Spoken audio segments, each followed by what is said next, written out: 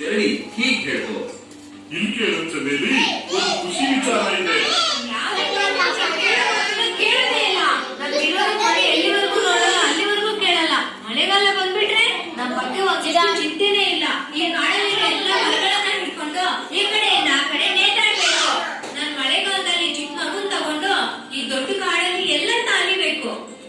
ಅರೆ ನಿಜವಾಗ್ಲೂ ಮನೆಯ ವ್ಯವಸ್ಥೆ ಆಗೋಗಿದೆ. ಏನು ಆ ಮನೆ ವ್ಯವಸ್ಥೆ ಎಲ್ಲಾಗಿದೆ? ಸಿಂಹದ ಗುಹೆಯಲ್ಲಿ. ನಿಜವಾಗ್ಲೂ ನಿನ್ನ ತಲೆ ಕೆಟ್ಟೋಗಿದೆ. ಸಿಂಹದ ಗುಹೆಯಲ್ಲಿ ನಾವ್ ಹೇಗಿರೋಕ್ಕಾಗುತ್ತೆ? ಹೋದ್ರೆ ನಮ್ಮನ್ನ ತಿನ್ಬಿಡುತ್ತೆ. ಸಿಂಹ ಮತ್ತೆ ಸಿಂಹಿಣಿ ಕೆಲವು ತಿಂಗಳುಗಳ ಮಟ್ಟಿಗೆ ಈ ಕಾಡನ್ನು ಬಿಟ್ಟು ದೂರ ಅವರ ತಾಯಿಯ ಹತ್ತಿರ ಹಳದಿ ಘಟ್ಟದ ಕಾಡಿಗೆ ಹೋಗ್ತಿದ್ದಾವೆ. ಮಳೆಗಾಲ ಮುಗಿಸ್ಕೊಂಡೇ ಬರೋದು. ಯಾವಾಗ ಹೋಗ್ತಿದ್ದಾರೆ ಸಿಂಹ ಸಿಂಹಿಣಿ? ಇವತ್ತು ಸಂಜೆ ಇಬ್ಬರು ಹೋಗ್ತಿದ್ದಾರೆ. ನಾನೇ ನನ್ನ ಕಿವಿಯಾರೆ ಕೇಳಿಸ್ಕೊಂಡಿದ್ದೀನಿ.